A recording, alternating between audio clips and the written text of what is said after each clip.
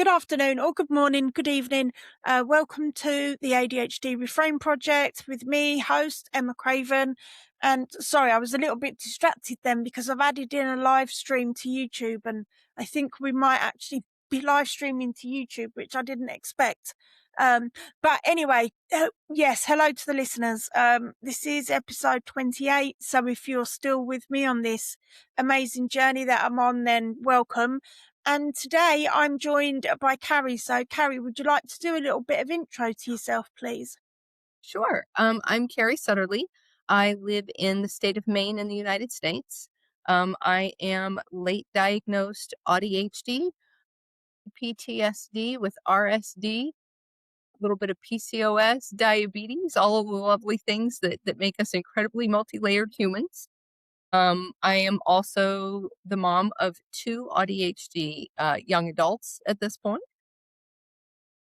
I'm a professional that works at a university. Also a adult degree completer. That's what we call it here in the States. So I obtained my bachelor's and my master's as a working professional adult, which also had its challenges being neurodivergent. Most of my diagnoses around neurodivergence came as I was navigating menopause, as many of us do, finding those sorts of things. So that's a little bit of my background in terms of this content. I am a full blown geek. I love all things sci-fi and fantasy. One of my favorite, kind of go-tos or coping mechanisms, if you will. Those are my deep dives when I need them. Um, but yeah, I think just really excited to be part of this conversation. Amazing. There's so many things there that we could start picking apart.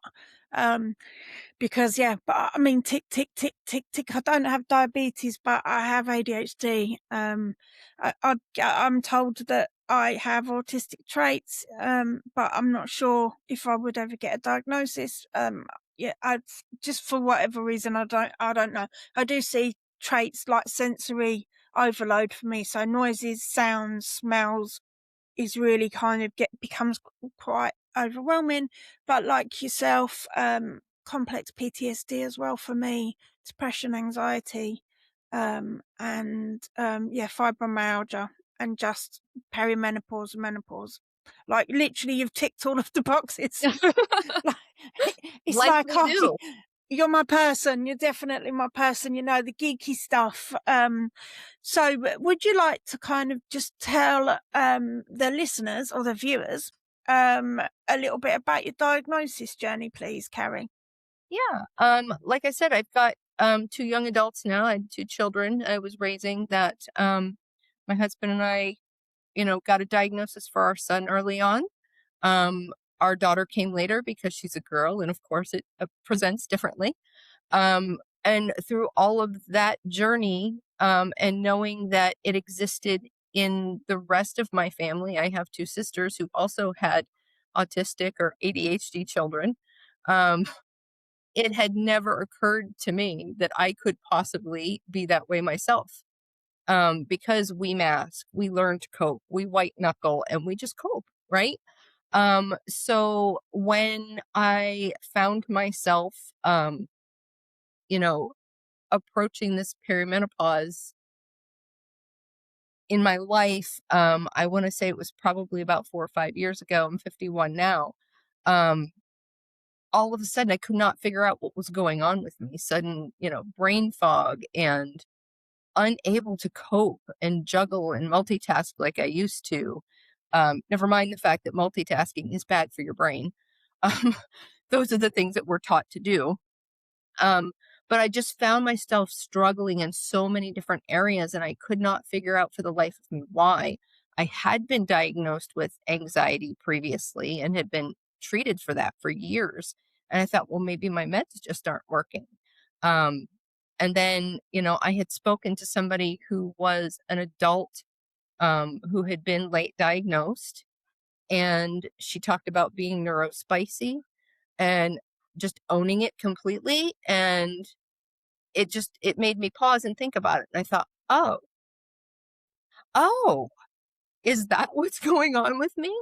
And so I started talking to, my doctor, and kind of getting some things in place. I had a medication manager who I then talked to her about it. We got some assessments done.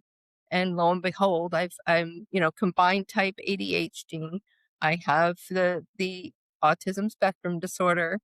I hate the word disorder applied to these things because it's just a difference in your brain. Um, but, it just everything just clicked into place. Oh, that makes sense. Oh, that makes sense. Oh, well, no kidding. That makes sense. And so I started going to therapy because I had a job that was pretty professional, worked at a university, and found myself struggling with that. I was already a student as an adult and was really struggling with that aspect and really needed something to kind of help me transition into, okay, great, I know this thing now, but oh my God, I still can't do anything. Now what? So it was quite it's been a journey these last few years, to be honest. Highs and lows. Some of it has been really bad. But my therapist kind of helped me understand that, with ADHD, it's a many tentacled octopus, if you will. It's got a little bit of a depression. It's got a little bit of anxiety. It's got this. It's got this. It's like, she said, and when you deal with the ADHD, then those tentacles start to kind of curl back under, and you're just dealing with this one thing until I got the ASD diagnosis. And so I joke that I take my ADHD meds so I can autism better. Because what do you do to treat autism? You don't. It's just who you are. Um, but yeah, so that has been my diagnosis journey thus far. I've layered in the CPTSD within the last year. Also, kind of layering in, oh well, that makes sense because adults or children dealing with trauma are more susceptible when they are neurodivergent. Dot dot dot. We're connecting all these things. So, and that's stuff I'm still dealing with, still in therapy with, and being medically treated for. But just learning how to navigate. That's a lot, but Yeah, I mean, yeah, I mean, for even for the listeners, even for me, it's like there's so many different layers to being neurodivergent, and there's so many different things that you need to kind of learn about, or you need to. I always say, like, the symptoms, like your symptoms and your children's symptoms, my symptoms, my friend's symptoms, they're all different, and they're different each day, aren't they? And we can do different things in different days. But I know for a fact that for women, I call us the lost generation because we're only just starting to be recognized as actually having ADHD, because the symptoms present or can present very differently. So it can be more, inattentive, more all your hyperactivity is inside, it's in your brain, it's in your thinking, it's you know, and yes, there's massive links between hormones and ADHD mm, symptoms. Estrogen is directly responsible for dopamine in a woman's brain. So whenever the estrogen drops, so before your period, postpartum, after you've had a baby, and then perimenopause, menopause, like you're like this, like all the it's time. all these stages all the time. It's like nothing ever has time to settle out before you get shifted into the next level. Exactly. And I think the menopause or the perimenopause is not necessarily talked about a lot, like in general. But when it comes to us late diagnosed women, a lot of women I know are starting to get diagnosed either after they've had their children have been diagnosed, because Hmm. the heritability of ADHD and autism is 86%. So if you've got a child that's diagnosed, you probably need to look at either parent. Exactly. So you're looking at yourself. Um, and I think, perimenopause and menopause for us late diagnosed women is horrific sometimes. And I don't say horrific lightly, because I don't like the clickbait on social media where but it's just, and it's not talked about a lot either. And, it's like, I just feel some days like I just fall apart because, I was 50 last year and I struggle with, everything like you. It's, it's day to day. It's just, so yeah, what are your experiences with the menopause, perimenopause, kind of on top of everything else that you just talked about? Yeah. I mean, I think, I'm on HRT as well. Yeah, So me that too. certainly helped in terms of the brain fog and things like that. Um I and I still want to dig into some of this research. Um but I know that, with PCOS I had some surgeries done earlier when I was younger, and I was on HRT then for a short period of time until my doctor said, "Well, you can't take that anymore because it will give you breast cancer." Well, we now know that's not true, but if I had been able to stay on it, would my symptoms have been managed better and not gotten to the severity that it got to? Probably. Um, but I still did end up having this severe onset, I would say. And it came in the fall of 23 or 24. I lose track. But anyway, I would say that, it was in the fall. I was at a conference for work.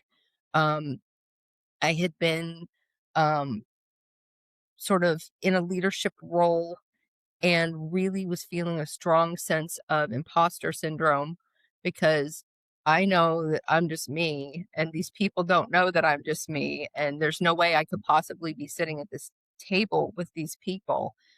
They've all got master's degrees or PhDs, and that's not me. So I don't belong here, clearly.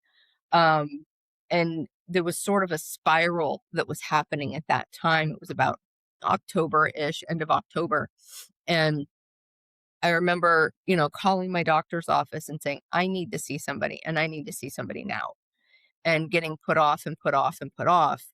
And I would keep calling back and I would be in tears because there was just this intense panic that I knew something was wrong. I knew I needed help, but nobody was available to help me. And it just kept getting worse and worse. And I would say it wasn't until January that I was actually able to see somebody. So all of those months, all of that panic, all of that, um, feeling of just being lost and not knowing for sure what was wrong, um, was a really hard, dark period for me. I mean, um my journey was slightly different. So I've had polycystic ovaries all my life. I've had so many cysts removed. And when I was 40, the gynecologist just said to me, I'm just going to take that ovary and the fallopian tube out. So I had it removed. But he did not tell me at the time that obviously only having one ovary is more hormonal, like more hormones are released, less hormones are released. And it was kind of like a slow journey for me, Mm, like, 'cause I used to be very, diplomatic. mhm. Because obviously with ADHD, the RSD thing is huge and has been Yes. debilitating, but for me, one of the hardest things to manage is the emotional hyperarousal, so not knowing that Mhm, I'm gonna lose whatever it is, and, like, I'm just as surprised as the people that I'm with maybe, because I didn't know that I was starting to get, and it's just there, it's boom. And it's like that was happening more and more with me. And then I just became really angry. And my mm, partner and like my friends were just like, what is going on for you? Because you just really, and it's not really a natural kind of thing for me to be angry all the time anyway. One of my friends sat me down one day and she said to me, but please, Emma, go and see your doctor. You've got mm, perimenopause, like, and it's like with the ADHD. I didn't even know I had ADHD until someone pointed it out. And it's like, but it was it was almost like a gradual process for a few years, but then it got so intense that it wasn't e I and it was something that I almost didn't recognise within myself, because I didn't until my friend pointed it out, my partner. And, thankfully for me, I, was given HRT as well. Yeah. Um, and, I'm not worried about taking it. Breast cancer, that's a possibility, but it's a very, very small Very slight. percentage of that is possible. But the HRT is just it's like it doesn't get rid of everything, but it helps you to be able to manage day by day. And I don't know about you guys in America, but in the UK, a lot of the GPs, the doctors, they don't even have to do the menopause training. It's an addition to their kind of normal training that they do. So a lot of them are not even trained in menopause. um and I had to go back a few times, and I saw my usual male doctor. He did blood tests. No, your hormone levels are fine. And then I went back about a month or two later, and I didn't even know, I didn't even know. I think this was just coming out of COVID, maybe. Um, and the ADHD medication that I take was out of stock, and they were giving me different brands. And I was just like, it was just so much going on at the same time. And it was like, I went back to see a lady doctor, and thank goodness she said, right, we're going on symptoms. We're not going on hormone levels. Like, what are your Right. symptoms? And because I always take my partner with me, because I'm really forgetful as well, he came with me, and he was obviously able to kind of tell her how I was. And she was like, I think you need to go on a HRT, and you need to go on it now. And since then, I think I need to get my dosages increased, because I felt a shift like towards the end of last year. I felt like it was getting difficult to manage. So I think I need to go back and ask them to increase the dosage, because I don't think that because in my mind I thought, oh yeah, it's HRT. They're going to give me it and it's going to be fine, and have the same dosage. But I don't think that's the case. I think, I need to go back and ask them to increase it, or increase something, because yeah, I just get really angry. And then I feel guilty and I cry because I get angry or I snap, and it's just And we can be, I think, against what a lot of perceptions are, we can be very, very empathetic. And we mirror back what other folks are feeling, and we internalize that. And so when we know we're the cause of that harm or that hurt, it can be really difficult to then manage that, because then we're feeling twice as bad because we caused that harm. yeah. And of course, and yeah, we're very, very, very sensitive human beings, very empathetic, very compassionate. So yeah, no, that kind of really resonates with me. Like, upsetting other people is, I don't like it. I don't like Me I want neither. my diplomacy skills back. Like, I want to be able to be diplomatic and sit on the fence and think, oh yeah, that's all right. That's her opinion. That's my opinion. And yeah, this is just a little example that I'm using right now. But yeah, I think, and the brain fog as well. Like, Yes.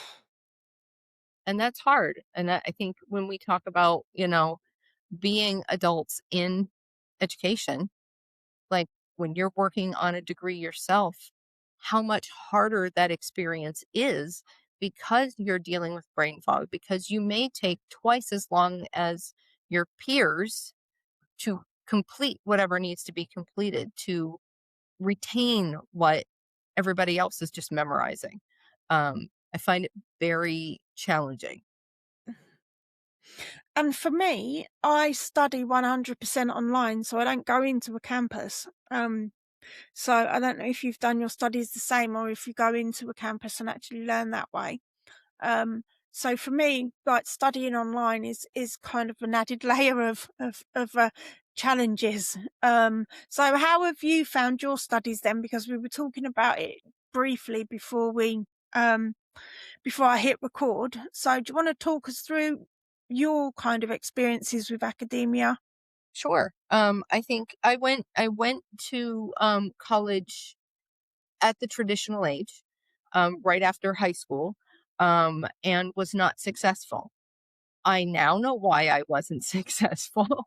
I didn't know a lot about how my brain worked, or what I was juggling. So I attempted that. It didn't work. Um, came home, ended up going to work, and, then life happens, marriage and kids and all of that.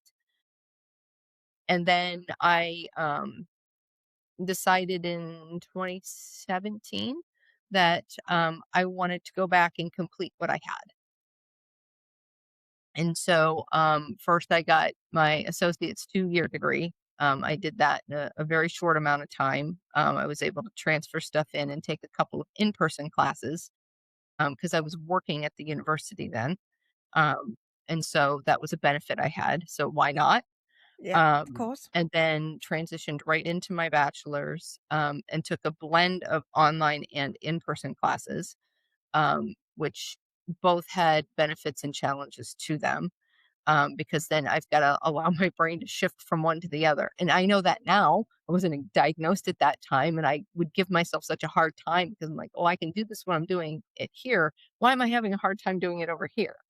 Um, but I got through all of that, and, we all find our things that we, like, hyper focus on and can't let go of, and for me, that was my education, and so there was nothing else going on, like, that was my hyper focus, and there were points where I think one semester, I took a full load plus a couple winter courses to just kinda get myself done, while working 2 jobs, because I was part-time at the college and part-time at another job.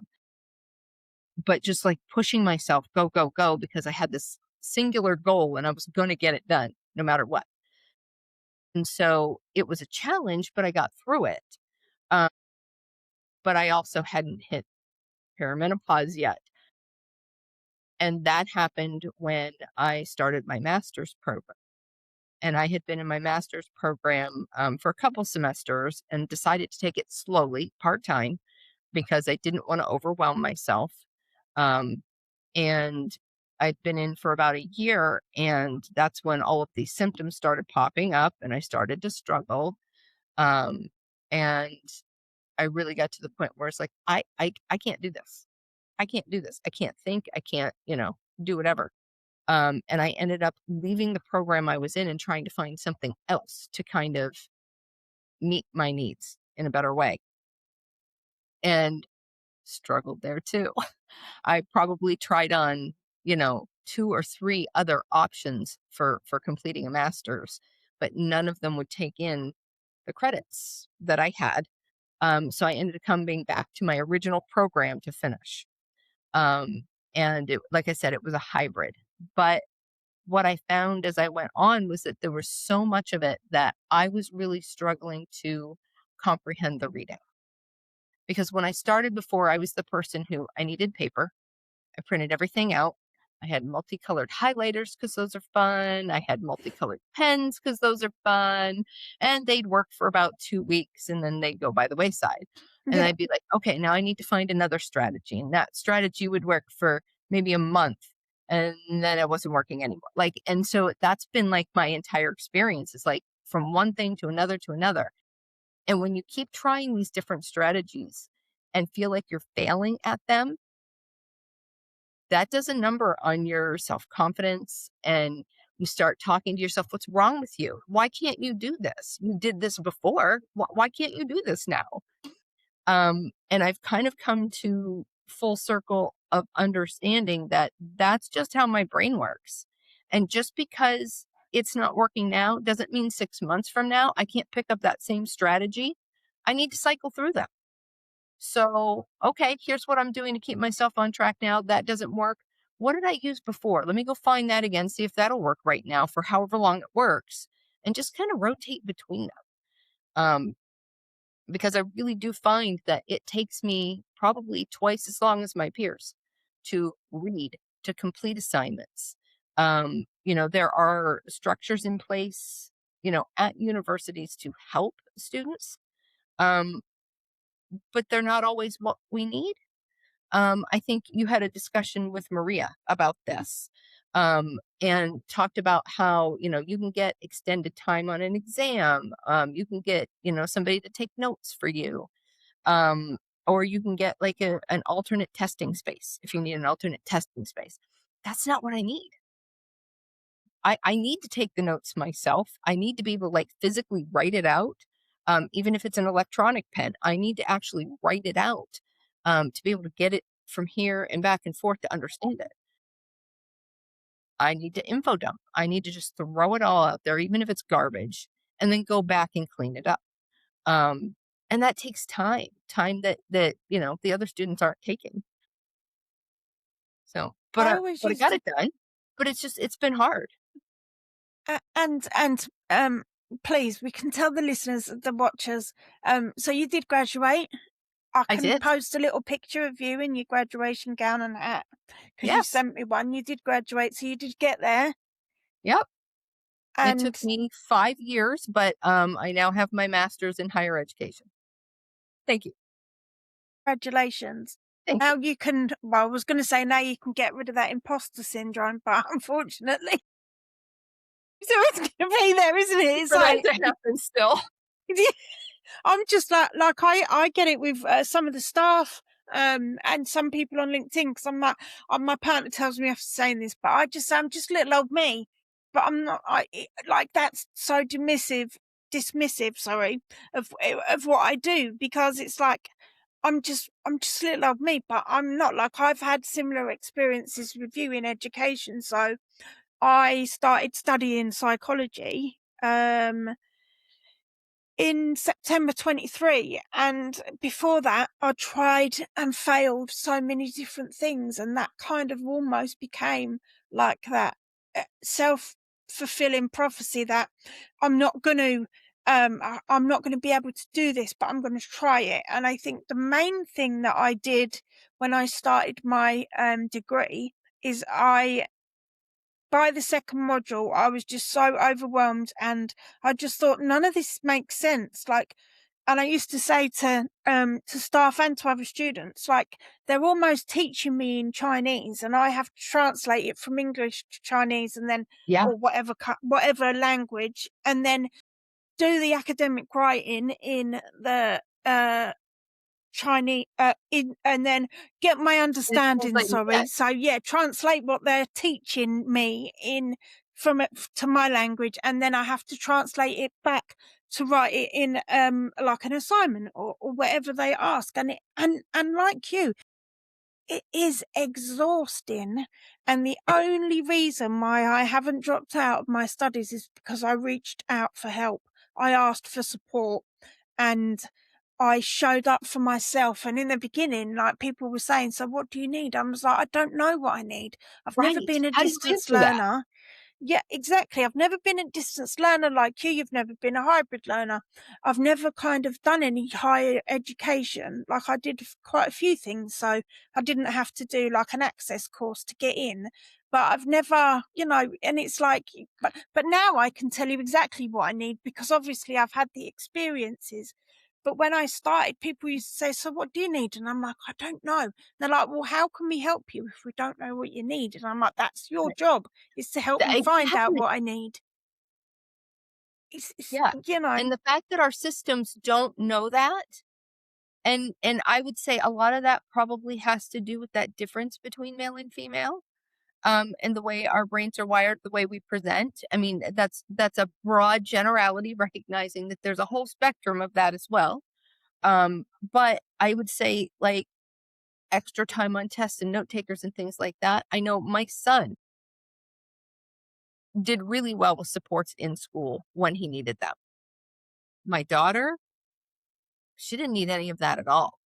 And what she did need, she didn't know what she needed, and then they couldn't help her. So, those supports don't exist. Sorry. It's like you would think after all of these years, all of these decades, that specifically in higher ed, we could do better with supports. a lot better, a million times better, I think. I mean, don't get me wrong, like I know there are support systems that are in place, not just in the UK, but globally, where you are, where you work, where you've studied. I know there are support systems in place and yeah, like we've just highlighted a significant issue with any support is you don't necessarily know what you need. And I've had to kind of learn in a way that's because they teach you in a one size fits all. whether, and Hmm. this probably happens globally, so they teach you in a neurotypical way. So you've Yes. got to get from A to B, and to get to A to B, you need to do, like, blood, this, and this. But the reason why I felt quite frustrated is, but and this is a psychology thing, it's not a me thing. It's because there's so many different points of view and so much research that's been done. It's like deciding which bit to keep and which bit not. But I do feel like throughout my psychology, like the studying I've done, I've been on a journey of self-discovery. And I was told when I was a kid by my mum, "You're thick." I was told at school, "You're thick." Hmm. Teachers, students, like, bullied as an adult, in work, because the way that I do anything is very different. And because I didn't know that I had ADHD until I was 43 years old, I just thought I was just, like, trying to manage a life. I raised my daughter as a single parent. She's 27 now, and she's a midwife. She's done really well with her life. And, I'm sitting here at night time sometimes thinking, what the is going on? Like, I'm just exhausted. Yeah. And all of the time you feel like you're just scraping through life, and like, if anyone could see us internally and see everything that's kind of going on, like, the racing thoughts, oh, you've got to do this and this and this and this and that. It's just so intense, and it takes us so much longer to do anything. And like you, I chose to study part-time only because I didn't want to get overwhelmed. But also I wanted to make sure that I understand what they're teaching me. And Right. although not all of it is interesting, it's Right. still something. Exactly. Quantitative research methods. I mean, come on, statistics and numbers. I literally, I cried 5 or 6 times throughout both of them modules, because I was just like, it doesn't make any sense to me. Why do I have to do this? But you have to be able to progress.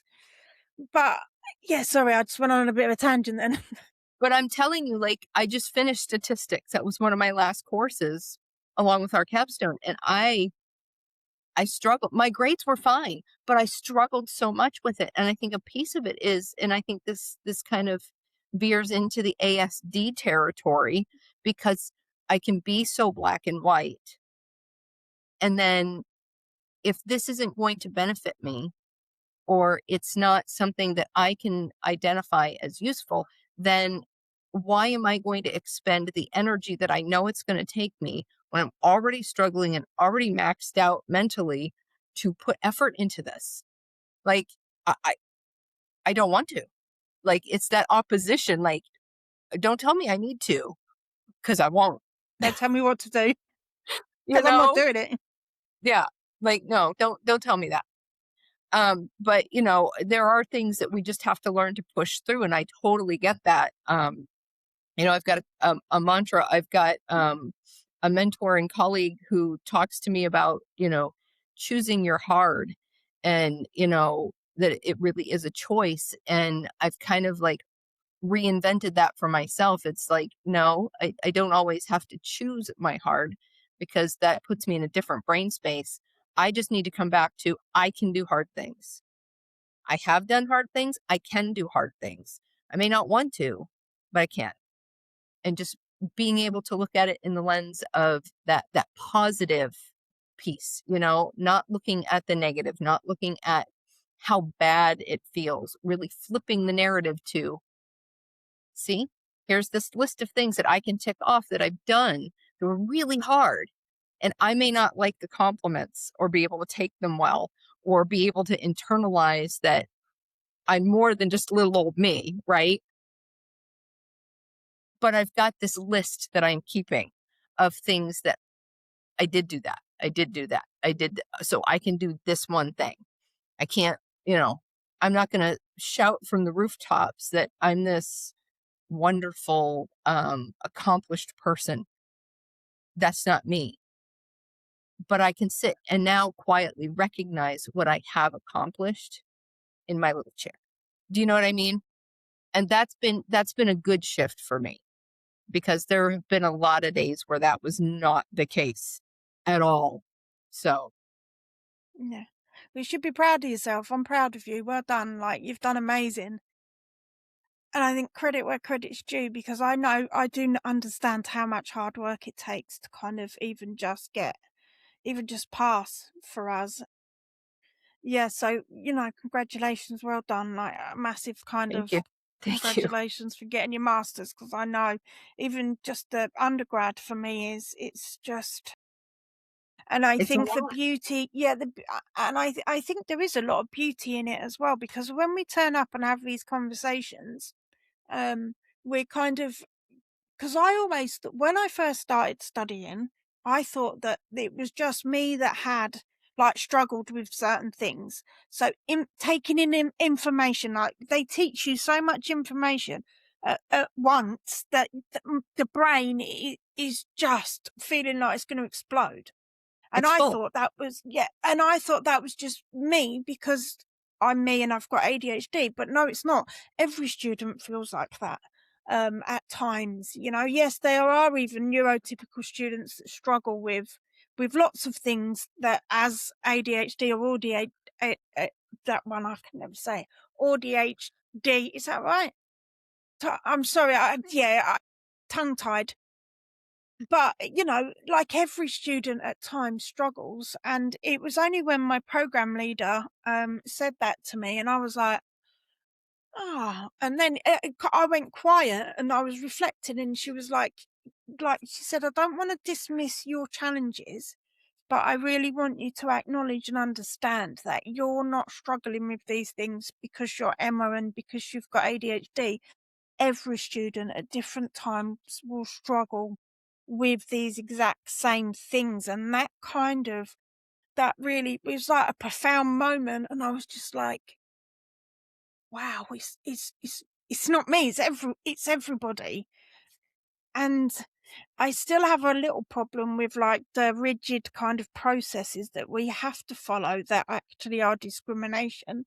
And I will say this out loud because they are, because They are. we are forced, or we have to follow the same linear line as everybody else to do the studies. But actually, my kind of advocacy and my narrative on this is, it's discrimination. If you can't give us the reasonable adjustments that we need, then you're discriminating against us. And I'm not just talking about education, I'm talking about Yeah. work, like in work, Yeah. even in Absolutely. society, wherever we are, school, anywhere. And we don't need the reasonable adjustments because as an advantage, so we can do better. We need them because Right. we have these things that are different about us, for us to be able to thrive and achieve, not just in education, but in life, in our world, in our environments, we need help. We need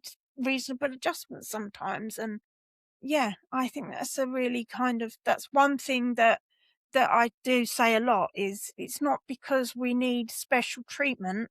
There's nothing like that. It's so then we can thrive and achieve. Absolutely. And we live and work and learn in settings that were not designed for our brains. And so when we are bombarded with things that we can't process, we need those supports. They're Yeah. not frivolous. They are they are needed so that we can operate like anyone else. And I've had good and bad experiences with that, where I've gotten supports I've needed, and then other areas where I did not get the support I've needed, and just figured out how to manage it differently myself, Yeah. because that's what we do, right? Yeah. So, um, there's a lot out there in terms of ableism and the way people view disability. And I know that there's a lot of split out there in the narratives around neurodivergence, and a lot of people talking about, ADHD and autism and things like that are a superpower. Um, Absolutely in some respects, but in other respects it's not. So it's a struggle. And that's more about the system than it is us ourselves. So, um, yeah, but we're capable. And we're More than capable of capable. amazing things if given the right supports. And I think one of the things that I struggled with um, going into my final year was, what are my steps? How do I plan them? How do I structure these things? And I worked with um, an academic coach who I was able to meet with once a week, knowing I had that kind of accountability helped me structure what I needed to do. I didn't need somebody to draw it out for me or give me a bunch of steps I needed to follow, because I got plenty of that in my life. I don't need anybody else giving me that. But just somebody to challenge me, ask me questions, and then let me figure it out was exactly what I needed. So that I really think that that helped me get through that final year of planning. Yeah, I'm so glad that you found that support as well, because I know the value of it. In the UK, we have something called Disabled Students Allowance. So if you've got a disability or you're neurodivergent, you can get access to funding, which basically includes like assisted tech software, um, but also you can get access to a mentor, a weekly appointment with a mentor, and a study skills tutor, a weekly appointment, study skills tutor. I've changed mine 5 or 6 times now, Mm, in just nearly 2.5 years, because they just weren't the right fit, or I just, yeah, and what you've just explained there is exactly what I found with the lady that now supports me. Like, like I've seen her through, I think it's 3 or 4 hours I've had with her, and so far it's completely different. And she kind of meets me where I'm at, and she asks me, like, when I had the first appointment with her, I was quite anxious because I'm like 5 or 6, and I've had to yeah, it, and it's not necessarily that there was anything well, there was things wrong, but I'm not going to say them out loud. So I'm not on camera anyway. But there was, it wasn't necessarily like anything I was doing, but I really internalized that as it's my fault. right. Even though I was asking for what I needed and the needs weren't being met, I was still saying that RSD type inner critic, like, it's my fault. Why is this not working?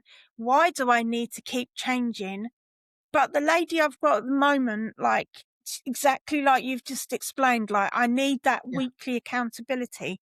I yeah, need to be challenged. So she challenges me. We actually talk about like, we go through the assessment briefs. They're written in Chinese sometimes. right. They don't make any sense. Like, it's not ADHD friendly, but we went through them, and she talked about, so because I'm studying at the moment forensic psychology. I actually released 2 modules this time because they're my last 2 of level 5, which is your second year. So then after this study block, so my study blocks or my module semesters, whatever, are 10 weeks long. So I only ever released 1, but this time I've released 2, and I'm doing occupational psychology as well. But it's working really well because I have the study skills lady, and I have plans, and I have accountability. And, it's like, it's finally when you actually get the right support that works for It you, clicked, it's incredible. Like, it's just completely different, and but it's that challenge of having to continually say, "This is not working for me. Like, can right. I change again?" Like, it's but having that, because I don't think I said anything for about 6 months. I just kind of got on with my studies the best I could, and but it's made me realize that actually the courage to keep saying, "This is still not working for me. I need to change," is like, it's huge. Yeah. Well, I mean, I think that's what we struggle with too, because like I feel like there are times where I will find confidence in the ability to do something, and I know that I'm doing it well, and then I'll run up against something that is particularly challenging, and think I'm handling it the way I always do, and then come to find out that it's just not working, and then you slip back into, is it me? Is it my communication? Do I not communicate right? Well, I know before I didn't communicate right, so it must be me. Like, and we internalize those things, and those are where moments where I get stuck. And I have kind of created this like little, I don't know, guide for myself that I call my stuck strategies, where I stop and I have to question, okay, what are you feeling right now? Hell, I don't know what I'm feeling right now. What do you mean I got to name my emotions? I don't know what I'm feeling. I just don't like it. But I make myself be mindful and go, okay, what am I feeling in my body? What am I feeling in my body? What does that relate to in terms of what I know happens with different emotions? Okay, now I can connect with that emotion. Then what do I do to fix that? So, do I need to get up and go for a walk? Do I need to listen to music? Do I, and I've got like kind of a menu of things that I can do to make myself just kind of calm down.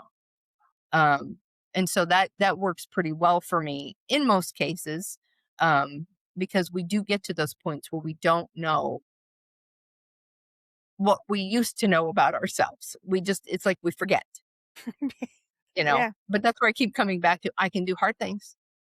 I know I can do hard things. Right now, it doesn't feel like it. What do I need? What is my body telling me I need?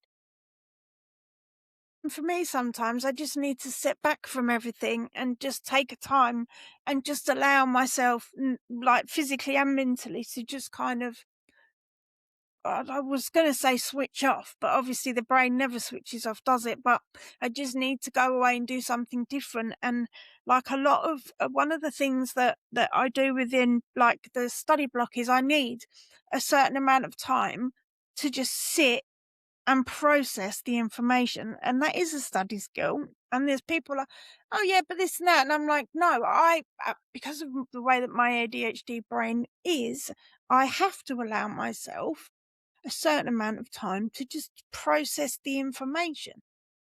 Yes. And they're like, what? And I'm like, Yeah. I need processing time, please and thank you. I can't, you want a response right now. I can't always give it to you. I've got to have time to go back, think about it, maybe think about it twice, maybe think about it 3 times to really question, okay, but what does that mean? Well, maybe it means this. Well, maybe it means that, because then, you've got 100 different possibilities out in front of you. Which one is it? Um, I think there's a tool that I have used within my last, I guess, year, of study called Notebook LM. Can I talk about that on air? Yeah, It's like you I'm can not talk about promoting anything you anything. want. Yeah, Um, we're not, I don't, no, no, but no, but talk Notebook about whatever you LM would want. let me upload whatever it was I was reading. And then it will give you like an AI podcast, like a summary of what the content is. And it's two like natural sounding people talking back and forth about what the content was. And it will pick up on things that I didn't get the first time I read through it. And I'll go, oh, all right. So then I'll go back and read it again and I'll go, okay, I'm getting that now. And then I can ask it questions about certain things and it will come back with answers. And I'll go, okay, I think I get that now. Like that has been so helpful to me to be able to process it in different ways because I need that audio a lot of times Yeah, to process. yeah. Because for whatever reason, reading has come really hard to me and I have been a lifelong reader. I love to read. And sitting down with an actual book and reading actual things, there's been this disconnect. And so how do you manage that? Audiobooks are great, but you can't always do that for school. Um, so that was a tool that was really helpful for me in terms of like trying to process that information. Yeah, I have to listen on audio. I like, and it's weird because like I saw something on LinkedIn a few years ago when I first started studying, and there was a lady that said, "Yeah, listen on audio, but get up and move around while you're playing the audio." Because, and I was like, I thought about that for quite a long, and I'm like, what do you mean? I'm not concentrating on what's being said. But strangely and amazingly so, my brain still takes the information in, but I'm able to take the information in and process it easier, like by Mhm. not sitting here and forcing myself to listen, get up and move around. I'm still taking the information in, and I'm like, this is like groundbreaking. Like, this is, I wish I could find the lady that said it. It was quite a few years ago now, but I've actually, sorry, I've just written notes because I'll do that when I Yeah. have different guests. So I'm going to look at that notebook LM. But I've got a app on my phone. It's called Speechify. Um, I never usually pay for subscriptions because I just don't. Because I won't. But this one I've paid. I paid for a yearly subscription, and I've also uploaded the extension onto my laptop for when I'm studying, and Awesome. it's very, very natural voice. And Mhm. again, it does exactly the same thing. I can upload ebooks onto my phone and it reads them out to me. I can use it on my laptop if I'm on websites or I've got research papers that I need to read. It just reads it out for me. And you can set like different voices. And one of them is Snoop Dogg, and Snoop Dogg is the coolest dude, right? Yes, of But one of the course. voices, so having Snoop Dogg read out like a neuroscience or, some kind of genetic research paper, it just makes it a little bit more fun and Right. entertaining. And it makes it like there's the novelty there then, I isn't was there? gonna say it's novel, and that's what our brains need. Exactly. And it turns something that can be quite dry and boring and very scientific into and that's what I need. I need to have a little bit of kind of humor, or I need animated or something. And then, yeah, so Snoop Dogg, thanks to Snoop Dogg, hashtag Okay. Snoop Dogg. I might Yeah. have to hashtag him in it, but yeah, it is hilarious. Like, and it's not very expensive. It was only a small amount of money, and it's definitely like I think I looked the other day, and I've had it not a year in August this year, and I think I've already done like 1,200 hours of listening, Wow. if that makes any sense. So it's It does. literally, it's Yeah. completely, utterly transformed everything. And also when I'm studying, I struggle. Academic writing is my biggest challenge because it's the working memory, isn't it? And you've got to remember what you're writing, then you've got to write this as. So what I do is I create a mind map, and I have the topic in the middle, and then I add to it by bit, but I make it really colourful. Um, and also with the software that I use, which is called MindView, you can then export it onto a Word document, and you've got your brief kind of descriptions of what needs to go where when you're doing the academic Mhm. writing. And it just Yeah. makes it so much easier because to start with, it's colourful, it's creative, it's different, Mm. because Yeah. sitting for me and writing on a blank piece of paper is painful and it's Yeah. hard work. So Yeah. it's just something a little bit different that I do, that then you've got like your brief notes on the Word document as well. So then you can then think, oh, okay, yeah, no. And then you go away and you find the research and then you add to it and all that. It just makes it, again, it's the novelty and the creativity that Totally. I prefer.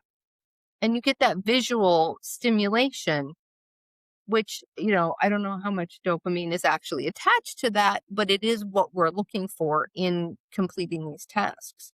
And I think, visuals have really helped me as well.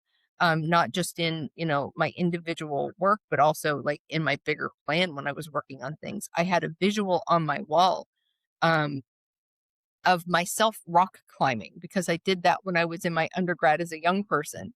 And so I've got a little image of myself that I can move up this wall, and I've got different points in my journey noted.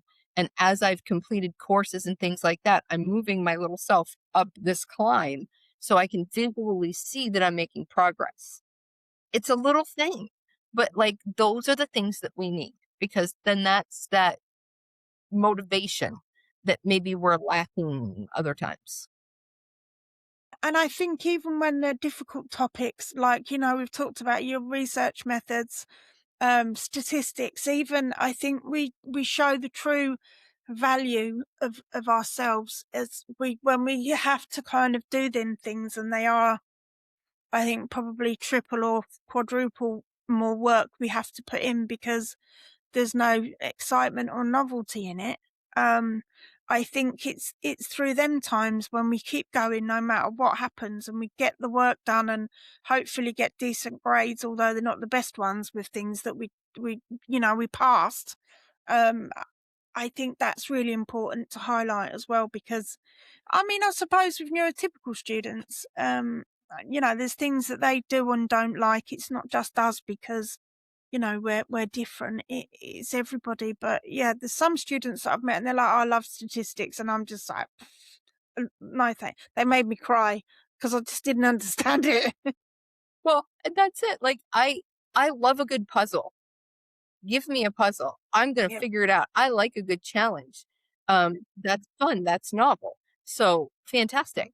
However, if it doesn't make sense to me, I don't have the connection to it. My statistics course was online, so I'm not getting the regular interaction. So I've got recorded videos, of course, but then I found myself going, okay, if I can recognize the pattern in what my professor is presenting, I can look at the problem for this week and match things up and go, okay, I'm just going to transpose all this stuff and this is the answer. And those I got good grades on, but I wasn't necessarily learning why. I was just going through the motions. And so when I got to elements where I had to understand why, oh my God, the hours spent just banging my head against the wall trying to figure out, okay, but this doesn't work. Why? You know, but I think that's just part of our journey and trying to figure out what works for us and what doesn't. I think for myself as well is I just oh, it's gone. I don't know. It's literally And we do that too, right? just gone. Yeah, Yeah. It's fun. it's gone. I can't remember what I was going to say now, but yeah. So how have you managed being a parent, neurodivergent parent, Mhm. and having neurodivergent children? Completely different topic, but Yeah. No, I mean, and I mean, again, that's where my journey with neurodivergence started. Was when my son was diagnosed. We found out very early on because there was at 18 months there was this sudden regression in skills, and all of a sudden things he was able to do he couldn't do or stopped doing. So, and getting him evaluated was difficult too because he was absolutely brilliant. So on one end of the spectrum in their testing, he was testing off the charts, and on the other end, he was really low. So it was like almost a diagnosis of sort of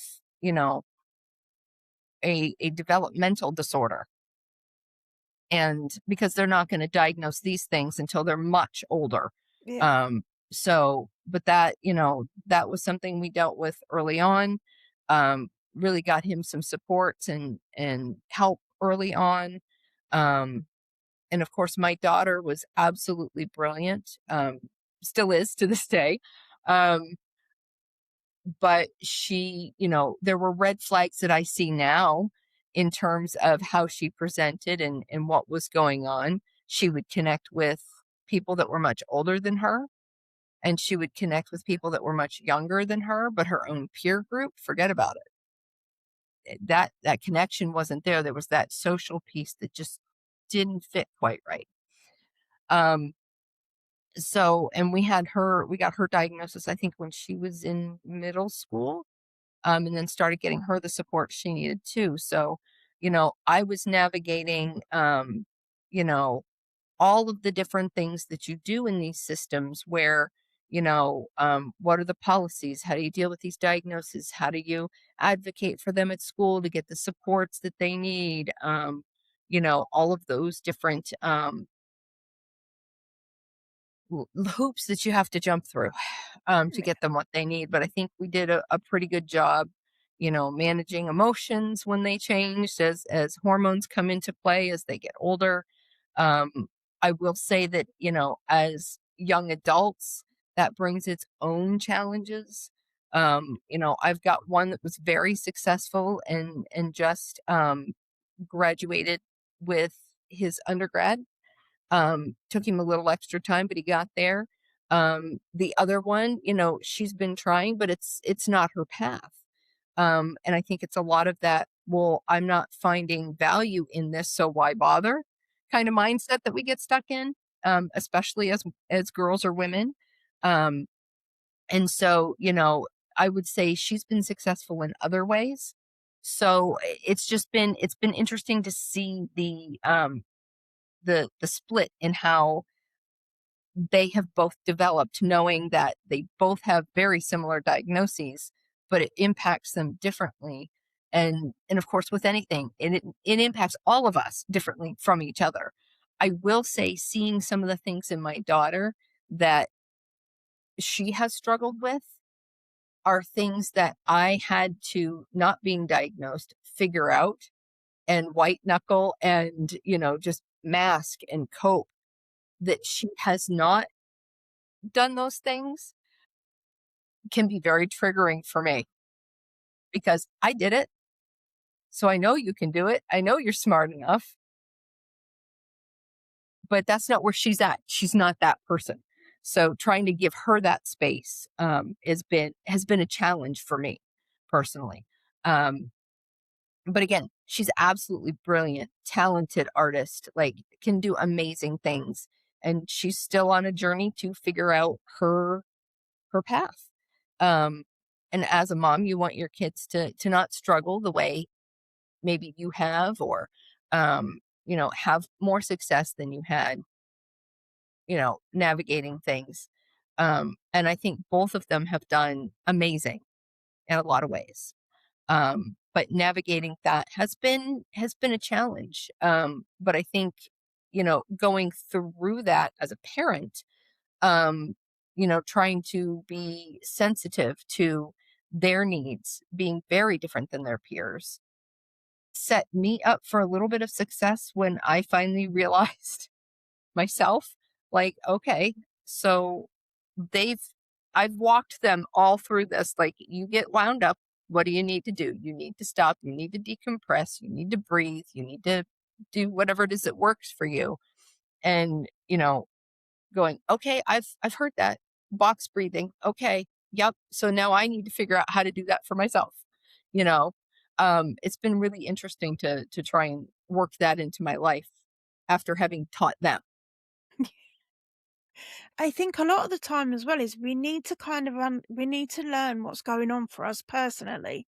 And for children, it must be even more difficult because you don't really kind of get that wisdom and understanding until you get a little bit older and you're able to fully understand, what's going on.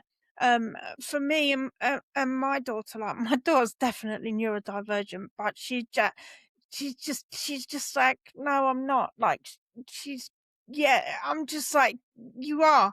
And she's more, I would say more autistic, but she definitely has ADHD as well, but she doesn't recognize it and doesn't want to. And that's her journey, and I'm not going to force that. There's a funny story though. We went round there on Mother's Day a few months ago. Her and her partner cooked me and my partner dinner, and we're all sitting at the dinner table. And my daughter Ellie's doing something. I don't know what she was doing. She was like, she said something, yeah, because I don't really understand, obviously, because I'm not neurodivergent. And there was like me, my partner, and Ellie's partner, and none of us said it was like, like the tumbleweed, like we all just went silent. And it took her a few seconds to kind of acknowledge. And we all just sat there looking at each other. And she was like, what? I can't remember exactly what you all think. I said, Ellie, there's no doubt in my mind you're definitely neurodivergent. And she was just like, oh, but I think it's her journey. She needs to go on her journey. She Yes. needs to find out for herself what's going on. The funniest thing that she ever said to me is if I ever if I have a child that's got ADHD, they're coming to live with you, Mum. And I was like, oh yeah, that's all right. And she's like, I don't have patience for that. But I think with me and my daughter, I think the more that I've learned about ADHD, but the more I've learned about my ADHD, and then the more that I sit down and have like explain things to her, like why I can't give you yes or no answers, physically impossible. I can't tell you if you've got any more cat food because I need to tell you the whole backstory.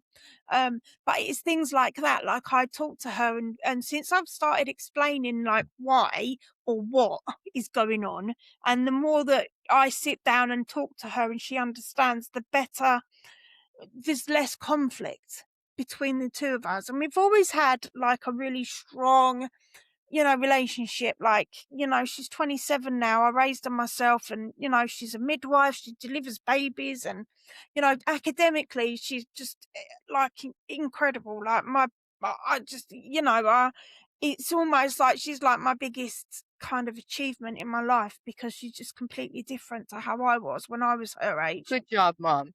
So yeah, thank you. And quite a few people have said that to me, and I'm like, oh yeah, but they're like, yeah, she gets her intelligence from you. And I've only realised that actually I do have a high level of intelligence. I just have different ways to kind of show that.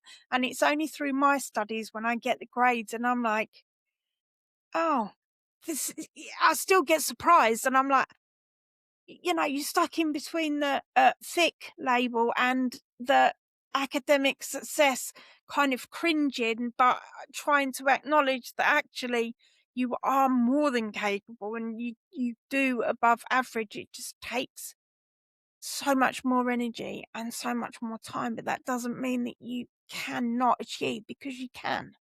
You can. Absolutely. Even the difficult things like statistics and Right. quantitative research Yeah. methods.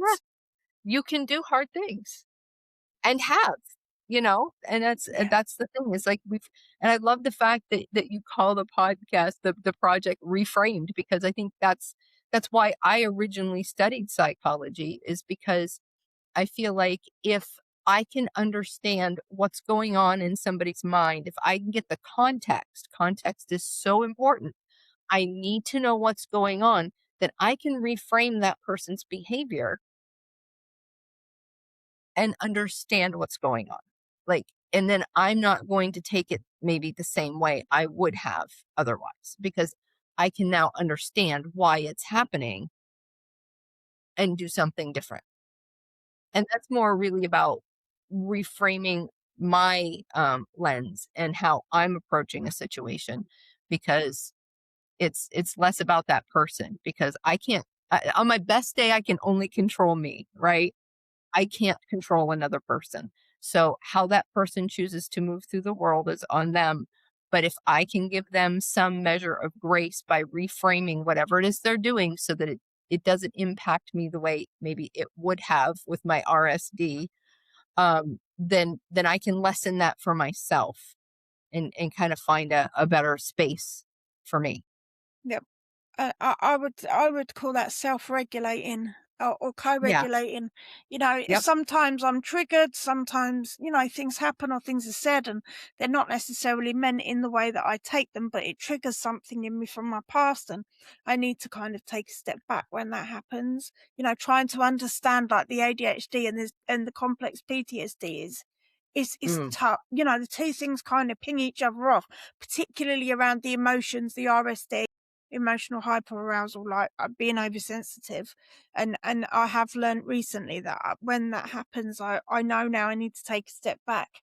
I need to calm myself down. I need to either have a cuddle with my partner, or I just need to switch off from whatever's said or done or whatever. And then I need to try and kind of process what's going on from it. Like, why has that upset me? What even though the person didn't mean it in the way that they said it, it's like, why is that upsetting me? And then when I understand the why, then I can kind of calm myself down and then go back and, manage the rest of the day. Yeah. Um, and it's really important to kind of, for me to be able to do that, because otherwise I'd just end up losing my temper or getting really angry, or just, Or spiraling out of control and just going to a really dark place. yeah, of course. Yeah. And then you feel guilty because you've lost your temper. So you have to apologize. And yeah, so it's just, kind of like trying to learn coping strategies in the moment. It doesn't always Yeah. happen like that, but I No. think the more awareness that I get about what's going on for me, the more I can kind of manage that better. Yeah, I think for me it's a two-step process. Like I said, I've got those stuck strategies that I've developed. And so those are for in that moment with that feeling and stopping whatever that is, like you said, a cuddle with your partner or whatever. Like those are the things I need to do right now to stop what I'm feeling Uh-huh. so I can breathe and then I can process the other piece and figure out what's going on. Because it's kind of that two-step process for me because I can't process when I'm um over processing Yeah, everything and yeah, that you get into that hyper emotional state, you cannot get out of that without actively doing something to stop it. So I've got to stop it, then process, then I can move on. perfect. Exactly what I do. We just name it different things. So that's that. Yeah, that's amazing. So if there are any listeners that are um newly diagnosed, self-diagnosed, waiting to be diagnosed, is there any um advice you have for them? I mean, I think for any of us, regardless of our healthcare systems, wherever we live, advocacy is the most important piece. You know, not giving up, continuing to go back. If you feel like you get a diagnosis and you're on medication and your medication isn't working, you are the expert on you. Talk to your physician, talk to whoever you need to continue to advocate for yourself. If you're not diagnosed and you really feel like it's important, seek that out, but also self-diagnosis is just as important, because you're recognizing the patterns and you're recognizing the things. And so you just have to determine for yourself whether it really matters to have that actual label or not. For me, I needed to know. Yep. I had to have the label. Label isn't everything, but it just helped me to kind of put it in that box so that I could deal with it. But I would just say advocacy is the biggest piece.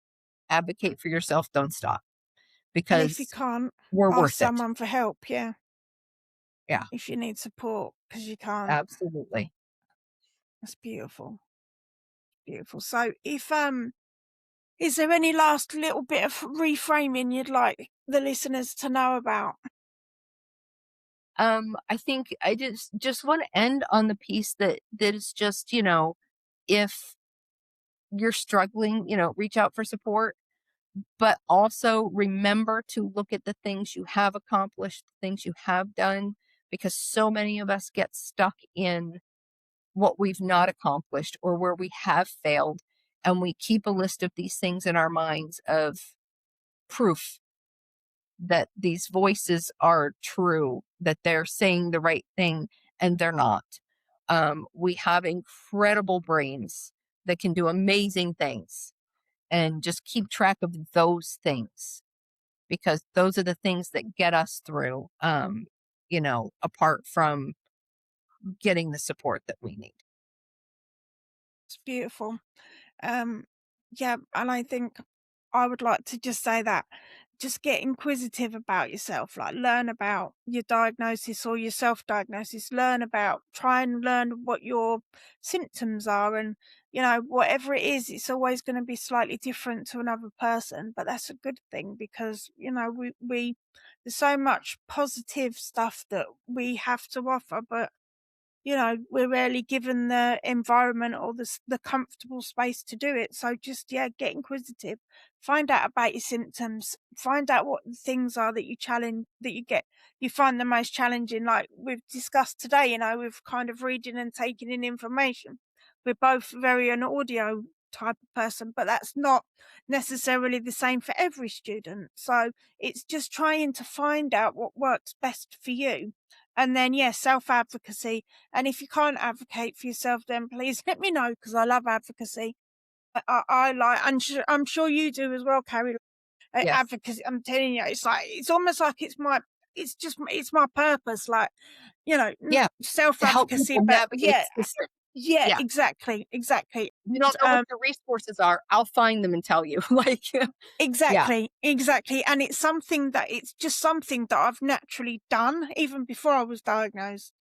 But it is definitely what my purpose is. I enjoy it. Like, I know I probably shouldn't say that this out loud, but but I No, actually quite enjoy like the outspoken or respectfully, outspoken and actually saying no, I'm sorry, but that doesn't work. Like that's not enough, or that's and just finding gaps in things and then advocating for underrepresented, underprivileged people with no access to absolutely. any support.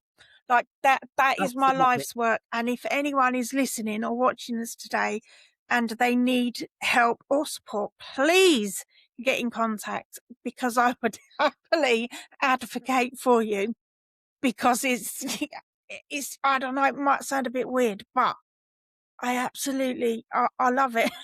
and I enjoy it as well.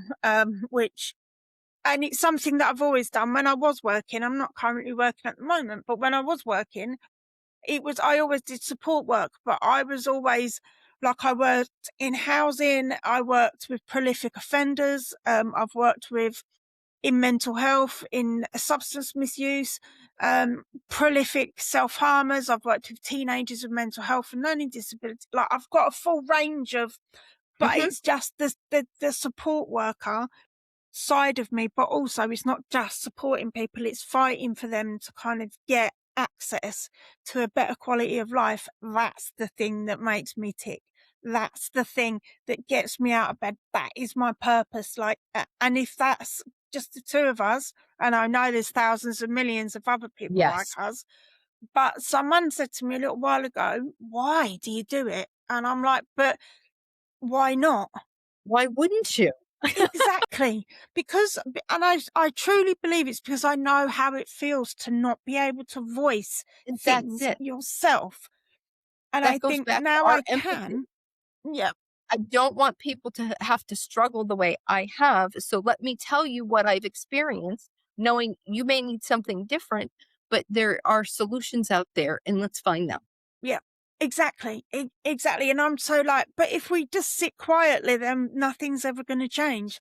The whole purpose of like the podcast and the reframing is because there's not really anything else out there. There's other podcasts that do episodes on it, but this is, Yeah. and But this is and the really unique. exactly, and it's doing what I wanted it to do a lot quicker than I thought it was going to. But I'm not kind of, that's not a bad thing. That's an amazing thing. Yeah. But it's Yeah. like the whole purpose of it is not just about reframing ADHD, but it's talking about differences and then reframing any difference into a way that's like, there's a toxic negativity, also toxic Hmm. positivity. I don't Yes. like the toxic negativity and the clickbait on social media, but if we've got things that I call gifts, if we've got things that we can do and we can do really, really well, because Yeah. we've got ADHD or autism or whatever it Right. is, then we should be able to celebrate them things, and we should be Yes. able to kind of learn to harness them so we can reach our full potential without, oh yeah, toxic positivity or toxic. Right. I'm just, oh, my eyes roll. I'm just like, oh, just be quiet. Like, you'll see me having debates on LinkedIn, Yeah. because yeah, I'm one of the type of Yeah. person that if I see something, I have to say I got to something. say something. Yeah. Yeah. That's right. So yeah, I'm a little bit like, and there's a few guests in the past that have said to me, that's why I wanted to come onto this podcast, Yeah. because you just say it how it is. And I'm like, Yeah. No, that's it. So, but that's why I love this. And that's why I love that this is shining a light on this stuff because, there may be less research on it. I think there's probably a lot in the pipeline right now. We just don't know about it all yet. But this really does bring the narrative forward and shine a light on it. yeah, and I like, in my mind when I started this, it was like moving like, past the medical model and even past the social model, because I have issues with the social model of disability, and we're not, it's a story for another day, that is. But moving into like more of a strength-based approach, because that's the only Hmm. thing that's enabled me to be Yes. able to see the fact I had coaching. The lady I found on LinkedIn, her company's called Brilliantly Diverse. Saskia, the lady's name is, and she has a grant, so people can apply for the grant, and then you get like you get the coaching, and without that I wouldn't have been able to get access to it. But what the lady did in 3 or 4 months with me, and what actually I did, and I did in the coaching sessions, it was a group coaching, but I had one-to-ones as well, as it was almost like just focusing on what my strengths were, not ignoring or dismissing any of the challenges, but just finding out what they were to start with. But then, like just focusing on them and learning to harness them. So it was always, and you know, with ADHD, with autism, with anything, you get the negative narrative in your brain, but it's really like I can't. It was priceless for me, because I felt it was the start of my self acceptance, and it's not just changed like a few things, it's changed everything. And I wouldn't have started this podcast without that, because I didn't have the confidence to do it. And that was one of the tasks that I set myself when I was having my last couple of sessions with Saskia. And it's like, yeah, and she talked to me and walked me through it. And it was just like, without that, like, I mean, That's I the don't know support you need. where I would be. Yeah, and Yeah. it was so profound, and it had such a huge kind of change and impact on me. And obviously I'm not a coach or anything, but that's the reframing bit, just comes from that. Learning what is it that I can do and I can do really well, and how can I then harness that in everyday life. Yeah. Uh, and Absolutely. and if that just means I turn up and tell and say things in a way that everyone can understand, then that's my life's work. Right. And it Amazing. has value. Well, exactly. It People does. think I'm entertaining, and I'm like, I am. Yeah, okay. I try not to get involved, but then I'm like, no, I can't not get involved. Yeah. So yeah. Anyway, what a pleasure. I know. It took us a while to get you booked in. I think you were super busy, and Yeah. yeah, I've been busy as It well. was But what a totally pleasure worth it's it. been. Yeah, I've really enjoyed talking to you today. Like, yeah, I'd love for you to. Oh, I'm tongue tied now. I would love for you to come back as well if you would be interested in that, because I think this is, yeah, I Because in a feel, year it could be completely different, right? yeah, exactly. Next week will be different. That's right. Tomorrow, In an So, hour. yeah. But Well, yeah, no, thank you for thank you for having your me. time. I really appreciate it. Honestly, it's been my pleasure. Thank you, Kari, for your time. Honestly, it's been an absolute pleasure, and I thoroughly enjoyed kind of talking to you and learning a little bit more about your experiences and talking about my experiences. So thank you so much Yeah. for your time. Thank you. To the listeners, if these conversations have resonated with you, then please hit follow. And if they will resonate with someone else, then please share. And yes, I will put the links to Kari and her social media platforms in the description of this podcast episode. So yeah, to everyone, thank you for listening or watching us. And yeah, it's been fun. So goodbye for now.